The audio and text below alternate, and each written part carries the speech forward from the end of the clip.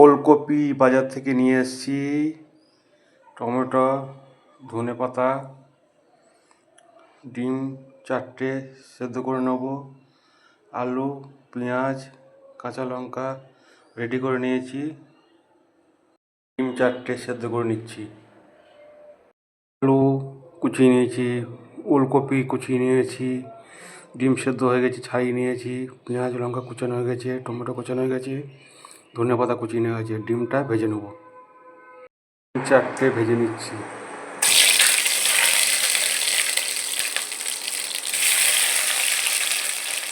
পেঁয়াজ ভেজে নেওয়া হচ্ছে, মশলা দিয়ে দেওয়া হচ্ছে, আদা রসুন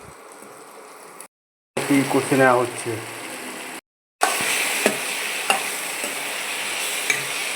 লবণ আগে দেওয়া হয়েছিল, এখন অল্প পরিমাণ দিতে হচ্ছে।